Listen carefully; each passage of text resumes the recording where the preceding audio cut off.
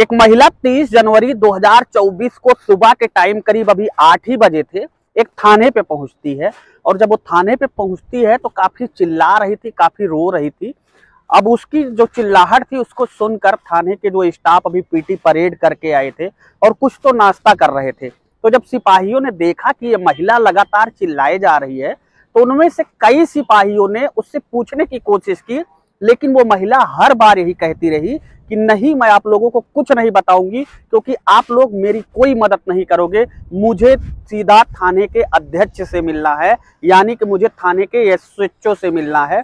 अब कुछ देर बाद ही एसएचओ साहब को थाने के एक सिपाही ने फोन किया और कुछ देर बाद ही एसएचओ साहब आ जाते हैं।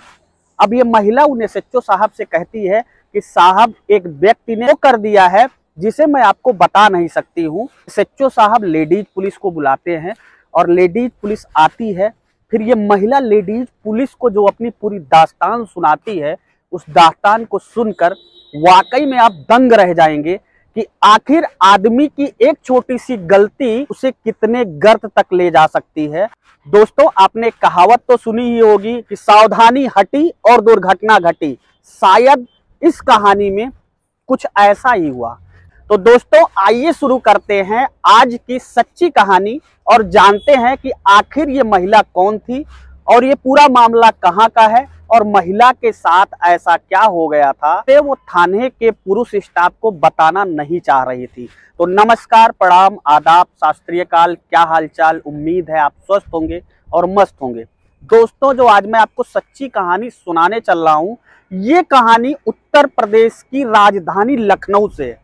उत्तर प्रदेश की राजधानी लखनऊ का ही एक थाना पड़ता है गुडम्बा।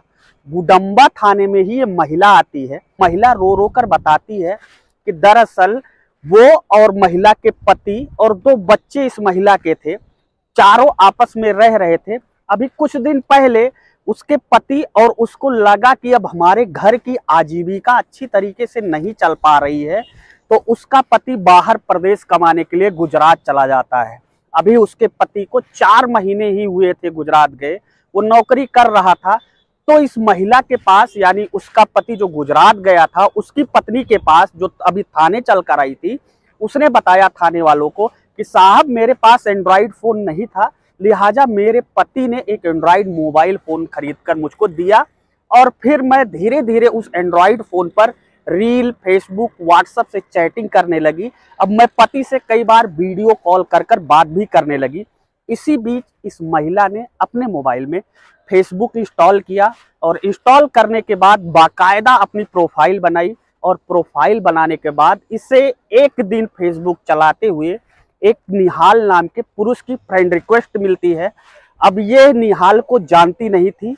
इसने प्रोफाइल फोटो में देखा तो निहाल की बहुत ही सुंदर फोटो लगी थी, तो इसने निहाल की फ्रेंड रिक्वेस्ट को एक्सेप्ट कर लिया।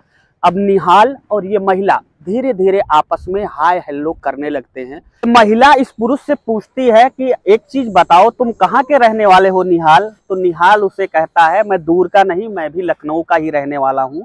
और वो अपने आप को मढ़ियाओं का बताता है। अब ये महिला उससे पूछती है कि निहाल, तुम कहाँ रहते हो? तो निहाल बताता है कि मैडम, मैं नोएडा में जॉब करता हूँ और मैं पेशे से इंजीनियर हूँ। अब दोनों की दोस्ती प्यार में तब्दील हो गई। और इसी बीच निहाल जब लखनऊ आया तो निहाल लखनऊ आने के बाद इस महिला को फ़ोन किया और महिला को एक होटल में बुलाया। अब यहाँ पे ये महिला और निहाल दोनों आपस में मिलते हैं। निहाल कई महीने की छुट्टी लेकर लखनऊ आ चुका था। अब वाकया ऐसा हो गया कि ये महिला और निहाल दोनों आपस में लगातार मिलने लगते हैं और दोनों के बीच देखते देखते नज़दीकियां और बढ़ जाती हैं। और एक समय ऐसा आता है जब दोनों एक दूसरे से शारीरिक संबंध में भी आ जाते हैं। अब दोनों का शारीरिक संबंध आपस में बन ही रहा होता है कि एक दिन निहाल इस शारीरिक संबंध बनाने की वीडियो चुपके से अपने फ़ोन में रिकॉर्ड कर लेता है। उसके बाद वो अपनी छुट्टी ख़त्म करके सीधा नौकरी करने नोएडा आ जाता है, जहाँ पे वो एक कंपनी में इंजीनियर के पद पर कार्यरत था। उसके बाद ये उस लड़की को कॉल करने लगता है और उसे कहता है कि तुम अपने पति को तलाक दे दो और तुम मेरे साथ आ जाओ। अब उसकी पत्नी मानने को तैयार नहीं थी, यानी कि निहाल की प्रेमिका जो फेसबुक पे मिली थी वो ये बात एक्सेप्ट नहीं कर रही थी कि मैं तुम्हारे साथ आऊँगी। अब वो सीधा उसे ब्लैकमेल करने लगता है और उस महिला से कहता है कि मैंने तुम्हारा शारीरिक संबंध बनाते समय एक चुपके से वीडियो रिकॉर्ड कर ली थी, अगर तुम मेरे पास नहीं आओगी तो मैं इसे सोशल मीडिया पर वायरल कर दूंगा, तुम्हारे पति को भेज दूंगा, तुम्हारे मोहल्ले वाले को भेज दूंगा, इसलिए तुम मेरे पास आ ही जाओ। लेकिन महिला नहीं मानती है। अब ये इसे झांसा देता है कि मैं तुम्हें पैसे दूंगा, रुपए दूंगा, जो चीज तुम्हें चाहिए मैं सब कुछ दे दूंगा, लेकिन तुम अपने पति को छोड़कर आ जाओ। लेकिन ये महिला मानने को तैयार नहीं थी। अब ये उस पर और दबाव बनाने लगा। लिहाजा जब उसको लगा कि अब सर से पानी ऊपर हो गया है और लखनऊ के गुडम्बा थाने में उस व्यक्ति के नाम एफआईआर दर्ज कराई।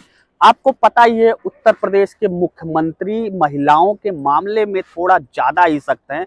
लिहाजा पुलिस ने बिना देरी करते हुए पूरे मामले की बारीकी से जांच करनी शुरू की। तो निहाल का नंबर ट्रेस किया गया। नोएडा पुलिस की एक टीम को लगाकर निहाल को उसकी संबंधित कंपनी से ही गिरफ्तार किया गया। निहाल से पूरा वाकया पूछा गया तो निहाल ने वही वाकया बताया जो उस महिला ने बताया था। लेकिन मजे की बात ये थी, पुलिस वालों ने निहाल से उससे कागजात मांगे, जैसे कि उसका आधार कार्ड, निर्वाचन कार्ड। आधार कार्ड और निर्वाचन कार्ड पे उस व्यक्ति का नाम निहाल नहीं था, बल्कि पूरा नाम सैयद अब्दुल आलिम जाफरी था। ऊपर जब और दबाव बनाती है और महिला को उसके सामने पूछताछ करती है तो महिला बताती है कि साहब ये मुझे धर्मांतरण भी कराना चाहते थे, ये मेरे ऊपर कई बार ये कह रहे थे कि तुम अपना धर्म परिवर्तन कर लो और अपने पति को छोड़ दो। लिहाजा पुलिस ने निहाल उर्फ सैयद अब्दुल आलिम जाफरी को गिरफ्तार किया और गिरफ्तार करके जेल भेज दिया। दोस्तों, इस वीडियो को बनाने का मकसद सिर्फ बस इतना था कि आप ऐसे ऑनलाइन सभी प्लेटफार्मों से सतर्क रहें, जागरूक रहें। दोस्तों, फिलहाल आपको पूरी कहानी कैसी लगी, अपनी राय हमें कमेंट बॉक्स में अपने जीवन के महत्वपूर्ण चंद सेकंड के टाइम निकालकर हमें अपनी पूरी राय कमेंट बॉक्स में जरूर बताएं। मिलता हूं ऐसी एक नई सच्ची क्राइम कहानी के साथ आपको परसों रात्रि 8 बजे। तब तक के लिए जय हिंद, वंदे मातरम। सतर्क रहें, स्वस्थ रहें, मस्त रहें।